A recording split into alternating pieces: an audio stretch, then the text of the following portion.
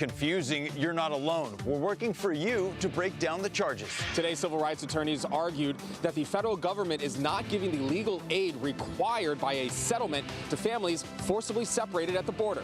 I have more from the federal courthouse downtown. And I hit the streets of East Village with thousands of volunteers early this morning for the annual point-in-time count that gives us a better look at the number of people experiencing homelessness, what we're seeing countywide. Round one of the Farmers Insurance Open is now underway, but what if you're not a golf fan? We've got tips to make sure you have a great time out here. The USS Midway pays tribute to a World War II veteran right here on the flight deck. CBS 8 News Live at 6 starts now. Okay, if you think your electric bill is confusing, overwhelming, or just plain hard to follow, you're not alone. Good evening and thank you for joining us. I'm Carlo Cicchetto. I'm Marcella Lee. A property owner reached out to us after struggling to understand her own bill and what her tenants are being charged. CBS 8's Brian White is working for you tonight, breaking down what those line items actually mean. Brian? Yeah, this paper bill is anything but simple, and it actually raises more questions than answers. So we're going to break down what's on your electric bill and how you can better understand it. These are the individual meters for individual apartments. This all started with confusion. Ann Fotheringham owns a small 10-unit apartment building in Point Loma. When she started comparing electric bills, hers and her tenants', the numbers did not make sense. I feel blindsided. Absolutely blindsided. One bill caught her attention right away, a vacant non-rental unit that uses almost no electricity. Early last year, that unit used just 48 cents worth of power and had a $4 delivery charge.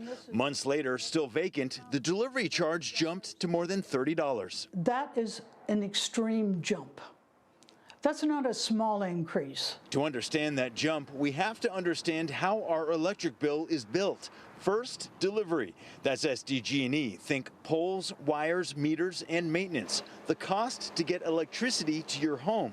Second, generation. That's the electricity itself. And for most San Diegans, it comes from a community choice program like San Diego Community Power. Unless you opted out, in which case it comes from SDG&E. Either way, it's listed on your bill. Third, taxes and fees, including state programs and city franchise fees. The delivery bill can look tricky. I get the frustration that you kind of gloss over when you're trying to understand the math. Anthony Wagner with SDG&E says delivery fees were restructured in October to include a fixed charge of about $24 a month, and that's probably why Ann saw the jump. And part of it also depends on how much and when you use electricity. Everyone is billed according to their usage, and the delivery charge is billed according to usage. Most customers are on time of use plans, meaning electricity costs more during high demand hours, usually between 4 and 9 p.m. According to Jen LeBron with San Diego Community Power, starting March 1st, super off-peak hours will also include 10 a.m. to 2 p.m. every day year-round. That's when the sun is shining brightest, which means that we have the most energy on the grid, and you're going to get the lowest price possible. Another bill increase tied to wildfire mitigation costs is expected to hit in April. It'll ramp up over a few billing cycles to about $5 a month and will last for about 3 years. If you're struggling to understand your bill like I am, head to CBS8.com and you'll find resources to help review your usage and understand your bill. I'm Brian White, CBS 8. Thanks, Brian. And remember, if there's something you'd like us to look into, email us at workingforyou@cbs8.com. A long-running legal battle over the Trump administration's family separation policy was back in federal court today. ACLU attorneys argue the federal government is violating a settlement meant to protect families separated at the border. CBS 8's Alex Cheney was in the courtroom and has the latest. Alex? Yeah, that's exactly right. This today, just another step in what's been a very long legal battle. It was really packed in the courtroom for this one as well. Lawyers came in from out of state, some actually coming from New York. For the ACLU, this is all about a settlement that was made for some families that were forcibly separated at the border back in 2018. There was a new settlement to give them some extra help seeking asylum, but they said that the federal government is not honoring that settlement. In 2018, the ACLU filed a class action lawsuit against the federal government on behalf of thousands of families forcibly separated at the border under the first-term Trump administration's zero-tolerance border policy. A 2023 settlement by the Biden administration ended that lawsuit and requires the federal government to give free immigration and legal aid to families that were separated. ACLU lawyers say the Trump administration is not holding up their end of the deal, and 25 people that were listed under the class action lawsuit have been detained, and 6 to 7 have been redeported. The government is violating the settlement. You know, we had hoped that the Trump administration would acknowledge the illegality of what they did in his first term and acknowledged how much harm they caused, and now complying with the letter of the settlement and the spirit, but they're doing neither. The settlement barred the government from separating children and their parents at the border, but required the government to give free services like work authorization, medical coverage, and apply for asylum. Re-separating, but it's traumatizing them once again. These are families that have not yet gotten over the trauma of losing their little children, and now they're being thrown in detention again. Lee says many of the children who were separated from their families in 2018 have now grown up away from their parents for the last 8 years. Those children were little toddlers when they were separated. They've grown up essentially without their parents. We're still searching for them. And the ones who have been reunited are still traumatized. And the ACLU wants a court order to reunite the families and prevent this from happening again. The critical thing is not only that these people be helped, but that the court issue an order so it doesn't happen anymore in the future. Now, it was just arguments made today. There were no decisions. Lawyers from the ACLU said that in the meantime, they're going to keep trying to give people those benefits from the settlement. And in terms of a next court date, they've sent in a request for another one, but the timeline of that is still uncertain. Reporting live, I'm Alex Cheney. Back over to you. Thanks, Alex. Today, Tom Steyer, who's running to be California's next governor, was in San Diego showing support for Kaiser healthcare workers on strike. More than 31,000 Kaiser Permanente nurses and healthcare workers across California and Hawaii are on strike over alleged unfair labor practices. The group is vowing to continue striking until they reach a new contract agreement with Kaiser. Steyer says healthcare is at the center of America's affordability crisis. He added that he stands by the striking workers, who he says are being impacted by the Trump administration's policies. Have the absolute right to do it, and we need to make sure that working people are treated, paid fairly on every respect, and they have an absolute right to organize and strike. Steyer announced his candidacy back in November, joining a crowded field of candidates looking to replace outgoing Governor Gavin Newsom. An already crowded field of candidates for California's next governor keeps growing, with San Jose Mayor Matt Mahan officially entering the race today. He is the 9th Democrat to run alongside 2 Republicans and 1 Green Party candidate. CBS 8 State Matters political reporter Jenny Huh has more.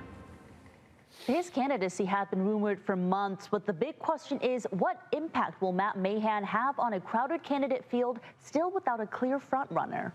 Promise to end unsheltered homelessness, make our communities safer, and tackle the housing crisis that's keeping the American dream out of reach for too many Californians. Those are the promises he made running for mayor of San Jose, and are the promises he'll continue delivering on as governor of California, says 43-year-old Democratic candidate Matt Mahan. Cities are where problems show up first, and they're where solutions get tested. But too often, the state makes promises without giving local leaders the tools, flexibility, or accountability needed to actually deliver results. That's why I'm running. Mahan says he stands out from other candidates because he's led a big city and knows firsthand the need for a state partner. San Jose is the 3rd largest city in California. What are kind of the top things that they should keep in mind about this candidate? That he is probably to the right of most of the Democrats who are running, and they are running to the left. Mahan is a moderate Democrat and vocal critic of the Democratic approach to issues, especially homelessness and public safety. He supported the voter-passed Proposition 36, the increase in penalties for repeat offenders in drug and theft crimes, for which Newsom and most Democrats did not back. Is to intervene, pull them out of that situation, even if in the short run, for a short period of time, it's against their will, get them to detox, and provide them with life-saving treatment so that they can make better decisions. The governor hopeful also has often been at odds with Newsom over his standing up against Trump, writing, quote, "The way we win the fight for a better California is by solving problems in the real world, not by stooping to Donald Trump's level online." He'll still take on Trump, but he thinks they're obsessed with that at the expense of paying closer attention to the needs in California. On Newsom's legacy, Mahan says the job of the next governor is to follow through on Newsom's promises, like on mental health and homelessness resources, as well as streamlining housing construction. Building on many of the initiatives the governor's championed, but I will never be quiet when I disagree on a policy point with anyone. And political insiders say they're watching to see how Mahan's Bay Area ties to Silicon Valley play out in fundraising, as he did jump into the race later than did his Democratic opponents. Jenny He, CBS 8.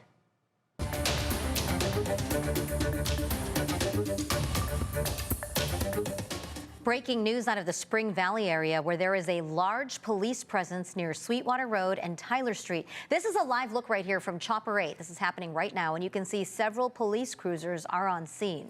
We're working to confirm what these officers are responding to exactly. We have a crew on the way to that scene, and we'll bring you any new details that come in. We'll also have any developments posted on CBS8.com, and you can follow us on social media or download the free CBS 8 app. About 1,700 volunteers helped with today's annual point-in-time count of people experiencing homelessness all across the county. CBS 8's Jenny Day spent the morning with some of those volunteers in downtown San Diego. This happens once a year, really providing a single-day snapshot of our homeless population. 2 years ago, the county-wide count was 10,600. Then things did slightly improve last year, with 9,900 people either living on the street or in their car. So we will see what this year's numbers show. 1,700 volunteers fanned out countywide across 50 different sites and did their best to connect with everyone in just 4 hours. One of those people up early this morning was County Supervisor Paloma Aguirre. You'll hear from her in just a bit. But this count is federally mandated by the Department of Housing and Urban Development to determine funding and planning efforts. Our local regional task force on homelessness says that more work needs to be done, but we are making progress.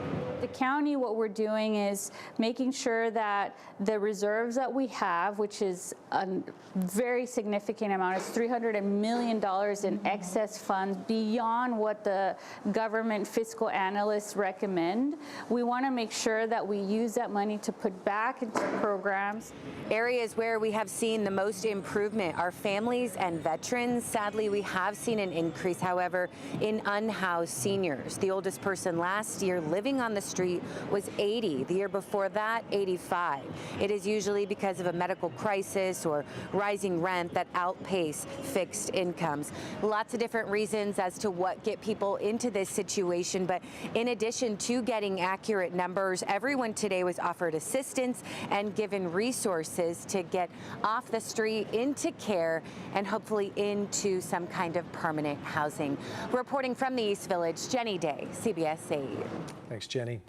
If you are planning on flying anytime soon, it's going to cost you more if you don't have the right kind of identification. Those details are still ahead. Plus, a new exhibit opening at the Del Mar Fairgrounds is already creating a lot of buzz. And day one of the Farmers Insurance Open is in the books. We have a look at all the excitement on and off the fairways at Torrey Pines.